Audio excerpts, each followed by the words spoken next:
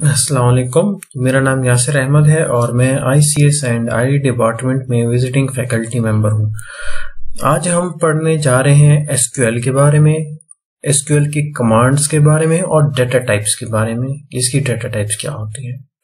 तो सबसे पहले SQL is a database computer language designed for the retrieval and management of data in A relational database. अब ये computer language है जो कि हम रिट्रीवल के लिए यूज करते हैं, ठीक है, in the form of output या प्रिंट करने के लिए, और मैनेजमेंट ऑफ डाटा कि हमने डाटा को मैनेज किस तरह करना है इन ए रिलेशनल डेटाबेस। अब रिलेशनल डेटाबेस क्या है? Relational database in the form of tables, हम डाटा को स्टोर करते हैं। अब टेबल में होते क्या है? Columns and rose. कॉलम्स हम बनाते हैं और फिर इन दी फॉर्म ऑफ रोज उस डेटा को स्टोर करते रहते हैं। SQL का फुल फॉर्म क्या है? Structured query language.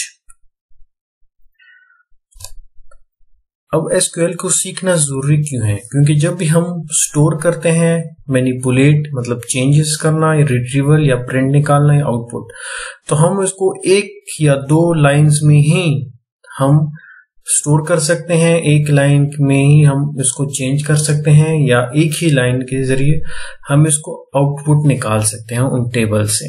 इसमें ये आसानी है। अगर इनकेस अगर SQL ना होता तो सबसे पहले अगर जहां जिस फाइल में वो डाटा पड़ा है पहले उसको ओपन कर, उस फाइल को ओपन करते, ठीक है, सबसे पहले एक्सेस करते, ओपन करते, उसके बाद जो प्रोसेस करना होता, अगर स्टोरिंग करना होती तो स्टोर के लिए अलग उसका प्रोसेस होता कंप्लीट, वो करते, उसके बाद फिर उसको क्लोज करते। तो SQL में क्या है कि सिंपल जो RDBMS है, जो सॉफ्टवेयर है, वहां पे हमने सिर्फ एक क्वेरी लिखनी है, एक लाइन या दो लाइंस की, कि हमने स्टोर करना है या मैनिपुलेट करना है। अब SQL है क्या? ये एक स्टैंडर्ड लैंग्वेज है फॉर रिलेशनल डेटाबेस सिस्टम। जहां भी टेबल्स होंगी, बनेंगी इन रोज एंड कॉलम्स जिस तरह जिसके होते हैं, तो वहां पे SQL यूज होगा। अब SQL की मुख्तलिफ वर्जन्स हैं जो कि मुख्तलिफ RDBMS के लिए यूज होते हैं। इस तरह रिलेशनल डेटाबेस मैनेजमेंट सिस्टम्स यहाँ पे क्या है? MySQL या MySQL हो गया, MS Access, Oracle। जिस तरह Oracle 10G हमने इंस्टॉल किया वो क्या है? वो RDBMS है। अब जो Oracle हमने इंस्टॉल किया हुआ है वो RDBMS क्यों है? क्योंकि हम उस Oracle के जरिए हम टेबल्स को एक्सेस कर सकते हैं, ठीक है, उसमें मैनिपुलेशन कर सकते हैं, या अगर हम बाकी यूजर, क्योंकि अगर मैं as an administrator log in हुआ हूं तो मैं बाकी लोगों को राइट्स दे सकता हूं कि हाँ आप ये टेबल देख सकते हो। तो वो क्या है? RDBMS के थ्रू मैं लॉग इन हुआ, जो कि Oracle RDBMS है। बाकी इसकी मुख्तलिफ सॉफ्टवेयर हैं RDBMS की जो कि SQL यूज करते हैं, जो ये स्टैंडर्ड डेटाबेस लैंग्वेज है। अब मुख्तलिफ RDBMS है जो कि SQL की मुख्तलिफ वर्जन यूज करते हैं। जिस तरह MS SQL है, सर्वर जो है वो क्या करता है? TSQL यूज करता है। Oracle क्या यूज करता है? PL SQL। अभी SQL की मुख्तलिफ वर्जन यूज कर रहे हैं। MS Access कौन सा SQL का वर्जन यूज कर रहा है? Jet SQL यूज कर रहा है। अब TSQL और PL SQL का डिफरेंस क्या है? TSQL जो है माइक्रोसॉफ्ट प्रोडक्ट है और PL SQL क्या है? Oracle प्रोडक्ट है। अब इन दोनों में फर्क, बहुत माइनर फर्क, चेंजेस होंगी। माइक्रोसॉफ्ट वाले ने अपने हिसाब से कुछ इसमें एडिशन की होंगी या मॉडिफिकेशन की होंगी, और Oracle ने अपने हिसाब से। क्वेरीज में शायद थोड़ी बहुत चेंजेस हो सके, लेकिन जो क्वेरीज का स्ट्रक्चर होता है वो सेम ही होता है। यहाँ पे T का मतलब ट्रांसेंट है और PL का मतलब procedural language. PL SQL procedural language, structured query language. चलो आते हैं नेक्स्ट स्लाइड में।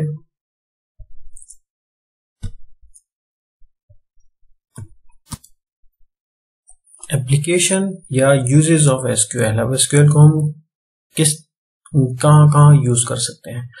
Allows users to access data in a relational database management systems। हम डेटा को एक्सेस कर सकते हैं SQL के थ्रू, डेटा या टेबल्स होंगे, ठीक है। Allows users to describe the data। इसको हम मेटा डेटा भी कह सकते हैं। वो किस तरह कि मतलब अगर कोई आपसे इनपुट मांग रहा है, जिस तरह नेम का, तो कभी कभार लिखा होता है कि लास्ट नेम फर्स्ट नेम लिखना है फॉर्मेट में। मतलब अगर हम नॉर्मली लिखते हैं फर्स्ट नेम और लास्ट नेम, कुछ जगह पे होता है लास्ट नेम फर्स्ट नेम लिखें। तो डेटा की डिस्क्रिप्शन होती है हर जगह कि आपने इनपुट किस फॉर्म में देना है। इस वजह से हर एक इनपुट में ये हमें एसक्यूएल में बताता है कि आपने इस तरह का इनपुट देना है। इसके साथ हम टेबल्स बना सकते हैं, टेबल्स डिफाइन कर सकते हैं कि टेबल में ये चीजें होंगी, और उन टेबल्स को हम मैनिपुलेट भी कर सकते हैं, चेंज भी कर सकते हैं उस टेबल्स के अंदर जो हमने in the form of rose data को एंटर किया हुआ है। allows to embed within other languages using SQL modules। अब इस SQL को हम दूसरी जगहों पे भी यूज कर सकते हैं, जिस तरह एंड्रॉयड में भी यूज कर सकते हैं। एंड्रॉयड का तो अपना है SQLite है। जावा में हम यूज करेंगे तो खास किस्म की लाइब्रेरीज होती हैं, SQL मॉड्यूल्स होते हैं, जो हमने उधर बटन के साथ कनेक्ट किया होता है कि वो SQL सर्वर को ओपन करें, वहां जो टेबल्स पड़ी हैं वहां से डाटा निकाल के वापस जावा जो बटन का हमने फंक्शन ऐड किया हुआ है कि वो किसी टेक्स्ट बॉक्स में हमारे लिए शो कर ले। इसके साथ साथ हम क्या कर सकते हैं, क्रिएट और ड्रॉप डेटाबेसेस और टेबल्स को भी हम ड्रॉप कर सकते हैं, क्रिएट कर सकते हैं, और डेटाबेस को भी SQL के थ्रू। या फिर व्यूज भी हम क्रिएट कर सकते हैं। व्यूज के बारे में बाद में हम डिटेल में पढ़ेंगे कि एक सिंपल एक वर्चुअल टेबल वगैरह फ्रंट पे आ जाते फॉर्म में आते हैं, हम समझते हैं कि ये वो एक ही टेबल है, हालांकि बैकग्राउंड में 3-4 टेबल्स को मिला के आउटपुट हमें दिया होता है। और उसके साथ हम परमिशंस सेट कर सकते हैं टेबल्स पे कि कौन कौन से यूजर इस टेबल को एक्सेस कर सकते हैं या कौन से यूजर इसको में मैनिपुलेशन या चेंजेस ला सकते हैं।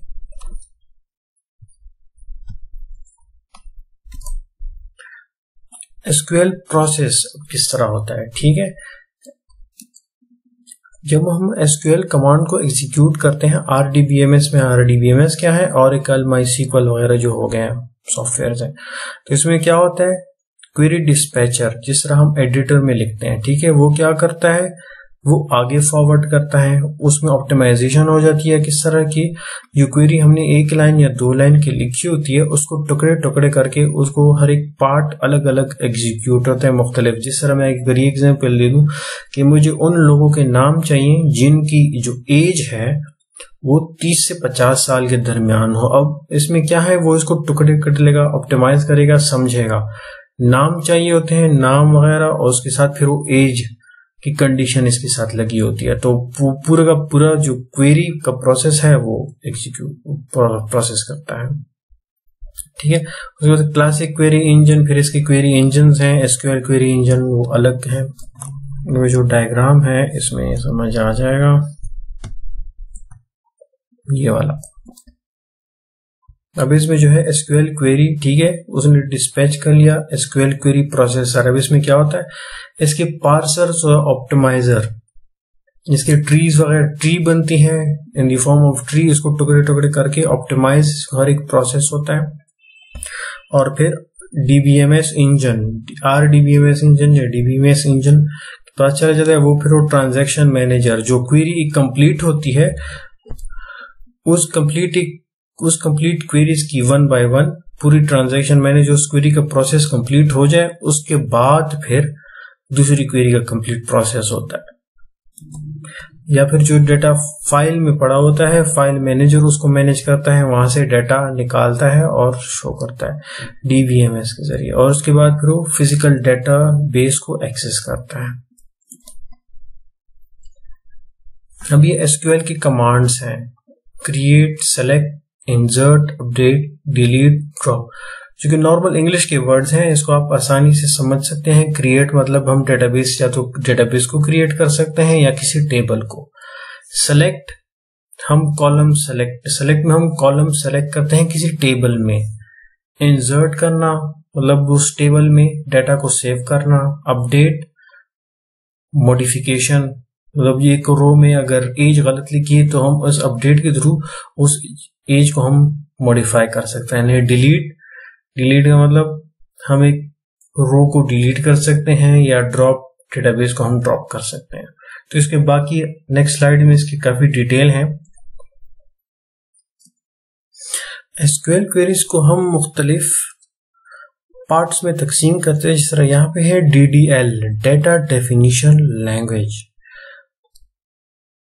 यहाँ पे अगर हम देखें डेफिनेशन, इसका मतलब है मानी बयान करना, किसी की मानी। अब हम टेबल क्रिएट करते हैं तो उसका एक अपना एक मतलब होगा। टेबल अगर स्टूडेंट रिलेटेड है तो उसमें स्टूडेंट्स रिलेटेड कॉलम्स होंगी सारी, और उस कॉलम्स को फिर हम फिल करेंगे या इनपुट सेव करेंगे, स्टोर करेंगे। ठीक है, तो क्रिएट अप DDL का एक कमांड है। उसके बाद है alter, modifies an existing database object such as table. अगर हम उस टेबल में और कॉलम्स ऐड करते हैं तो इसकी मानी चेंज हो जाएगी,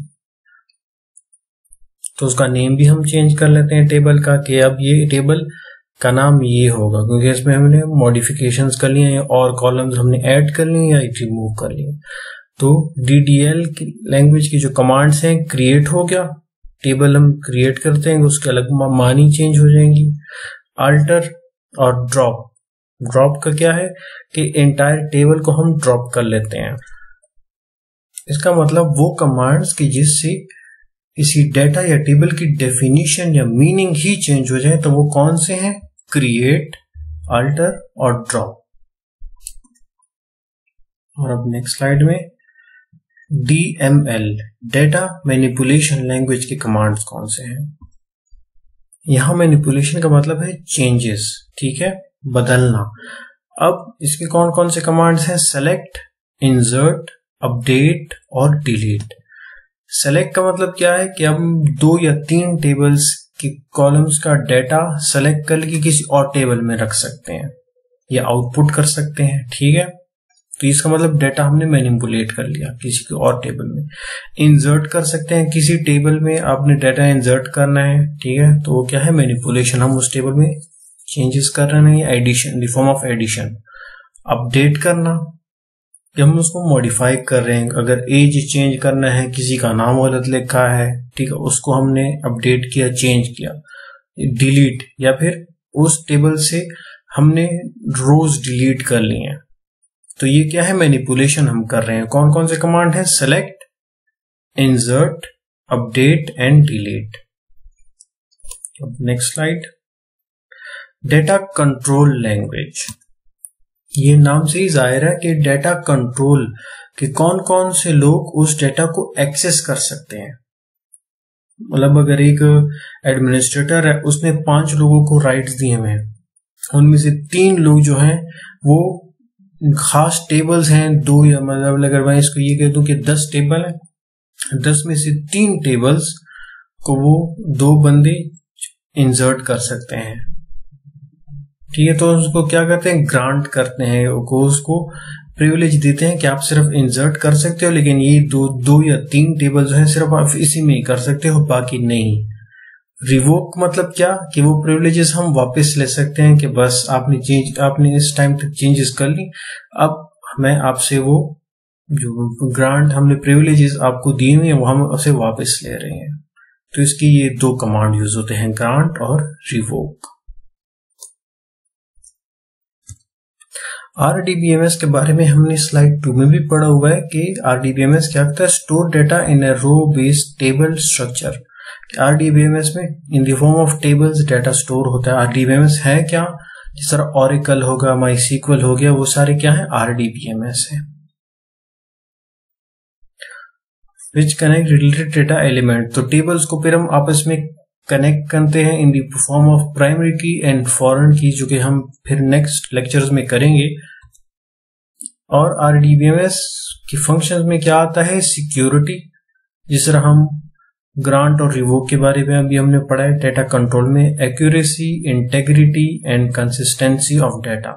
अब RDBMS काम क्या करता है उसमें? मतलब इसका सिंपल आसान अल्फाज में ये कह दें कि डेटा रिपीटिशन वगैरह हो गया, जो हम डेटा इंसर्ट करते हैं वो किसी गलत जगह इंसर्ट ना हो, तो ये सारी चीजें RDBMS की ही फंक्शंस होती हैं जो कि हमें प्रोवाइड होती हैं।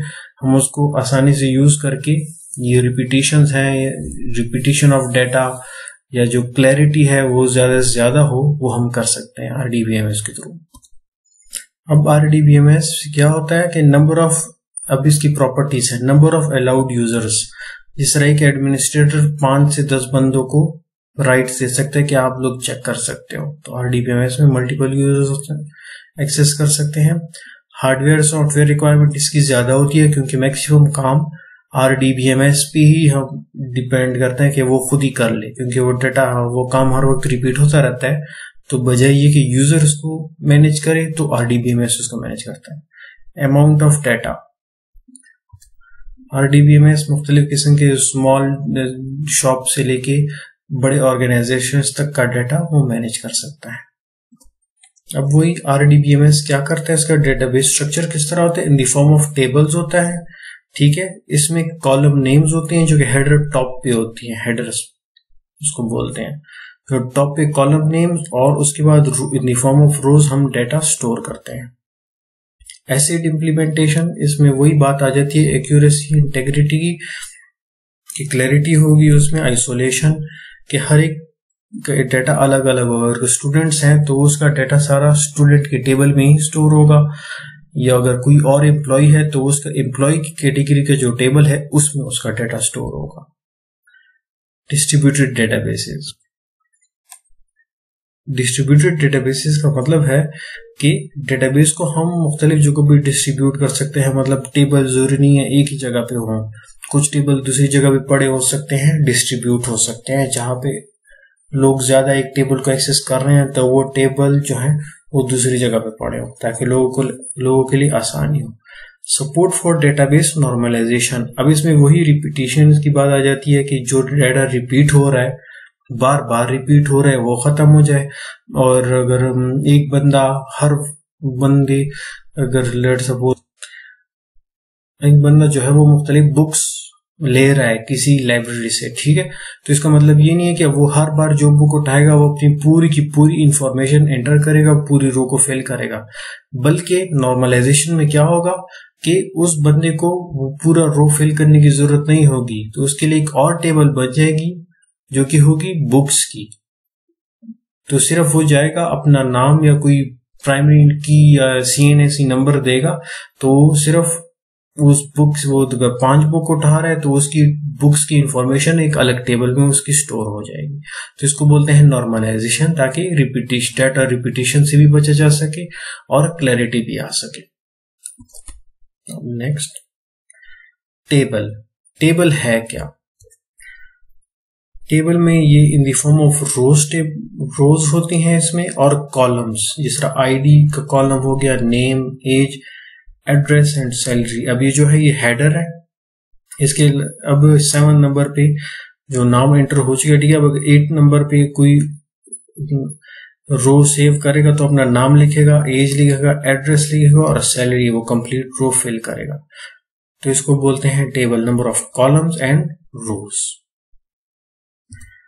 टेबल का जो मेन पॉइंट है, table is basically a collection of related data entries. अब एक टेबल है, इसमें रिलेटेड डाटा ही होगा उस बदले से। जिस तरह अभी इससे पहले जो एग्जांपल था कि स्टूडेंट का अपना टेबल होगा और एम्प्लॉयज का अपना, तो उसके जो जिससे रिलेटेड भी ये है टेबल जिसके लिए बनाया हुआ है, सिर्फ वही लोग इसमें डाटा एंटर कर सकते हैं। अब इसमें क्या है, फील्ड इस टेबल का। अब इस टेबल में जो कॉलम्स हैं, field is a column in a table that is designed to maintain specific information about every record in the table. अब जो कॉलम्स हैं वो फील्ड्स हैं, जिस तरह ID का फील्ड हो गया, नेम का हो गया, एज, एड्रेस एंड सैलरी, ये इसकी फील्ड्स आ रही हैं। जिस तरह यहाँ पे ये ID की फील्ड है, नेम की है, एज, एड्रेस और सैलरी। और रिकॉर्ड, मतलब टेबल को 2 पार्ट्स में तकसीम किया हुआ है, फील्ड्स एंड रिकॉर्ड या रो। अब रिकॉर्ड या रो क्या है? रो में किसी इंडिविजुअल की इंफॉर्मेशन स्टोर होती है। इस तरह यहाँ पे हॉरिजॉन्टल जो है 3rd नंबर पे आदिल, 23 एज है, पेशावर का रहने वाला है और इसकी सैलरी ये है। तो ये एक रिकॉर्ड है। इसका मतलब क्या हुआ कि फील्ड फील्ड का मतलब कॉलम्स एंड रिकॉर्ड मतलब रोज। तो ये टेबल 2 पार्ट्स पे मुश्तमिल होता है। ये कॉलम वही है जो हम कर रहे थे, field in a table. Field या कॉलम एक ही चीज है। अब ये वही सॉफ्टवेयर हैं जो हमने पहली स्लाइड में किए हुए हैं। MySQL हो गया, SQL server, Oracle, MS Access, जो कि SQL के मुख्तलिफ वर्जन यूज करते हैं। SQL syntax. अब SQL के अपने सिंटैक्स होते हैं, गाइडलाइंस होती हैं, रूल्स होते हैं जिसको हम खास तरीके से लिखते हैं और फिर जो कि RDBMS सॉफ्टवेयर है उसको अपनी तरफ से रीड आउट करते हैं। जिस तरह स्टेटमेंट्स है, कीवर्ड सेलेक्ट का अपना एक फॉर्मेट है, इंसर्ट एक अपना एक तरीका है जिसका रूल्स और गाइडलाइंस है, अपडेट अपने हिसाब से, delete, alter, drop, create, use, show, ये जो सारे हैं इसको खास तरीके से हम लिखते हैं और हर एक स्टेटमेंट को सेमीकोलन के थ्रू एंड किया जाता है। यहाँ पे इंपॉर्टेंट पॉइंट ये है कि SQL जो है ये केस इनसेंसिटिव है। इनसेंसिटिव कैसे कि हम अगर सेलेक्ट भी लिखें तो ठीक है, अगर हम इस तरह सेलेक्ट लिखें तो भी, तो इनसे फर्क नहीं पड़ता, तो उसको एज ए सेलेक्ट ही रीड आउट करेगा। लेकिन MySQL जो है वहां पे वो केस सेंसिटिव है। अगर टेबल नेम अगर आपने कैपिटल लेटर या स्मॉल में लिखा है तो आपने उसी तरह ही लिखना है, वरना उसको रिकॉग्नाइज नहीं करेगा। अब ये सेलेक्ट स्टेटमेंट, ठीक है, वो किस तरह फॉर्मेट है, सेलेक्ट कॉलम, जिस तरह टेबल में कॉलम्स होते हैं, ठीक है, कॉलम 1, कॉलम 2, कॉलम एन, जितने कॉलम्स आपने सेलेक्ट करने हैं फ्रॉम टेबल नेम। अब इस टेबल नेम में जो आपने कॉलम सेलेक्ट किए हैं वो सारे आपको शो हो जाएंगे। तो ये सेलेक्ट स्टेटमेंट का रूल है या गाइडलाइंस है।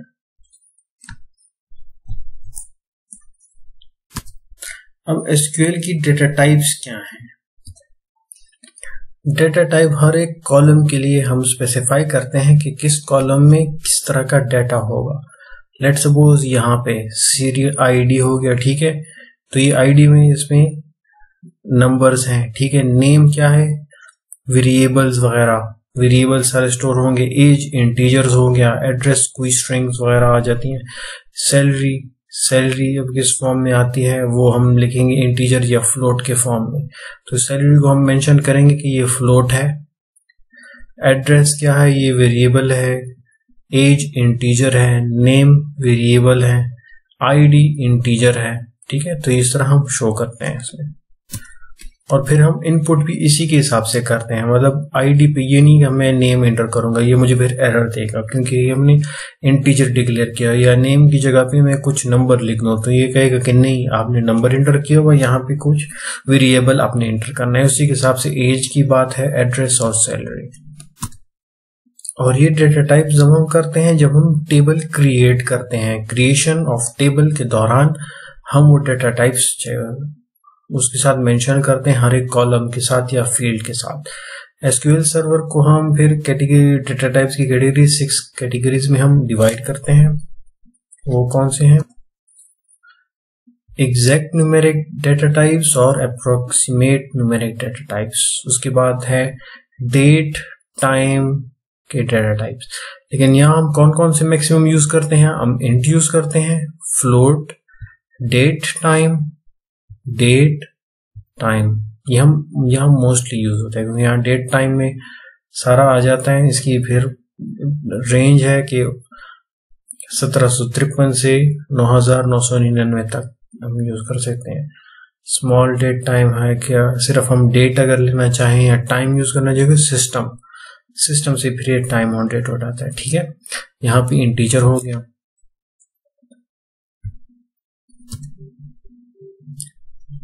और ये क्या है, कैरेक्टर स्ट्रिंग्स हैं और यूनिकोड कैरेक्टर स्ट्रिंग्स। यहाँ पे हम कैरेक्टर या फिर वेरिएबल कैरेक्टर ये हम यूज करते हैं, मैक्सिमम जो भी यूज होता है, तो हम यहाँ इन दोनों को हम प्रेफर करेंगे। बाइनरी डेटा टाइप जो कि बहुत कम यूज होते हैं, हमारे केस में हम इसको यूज नहीं करेंगे। अगर यूज करेंगे तो ज्यादा से ज्यादा इमेज हम यूज करेंगे, जो कि बाद लेक्चर में आएगा। और ये सारी इसकी डाटा टाइप्स हैं सारी। Thank you.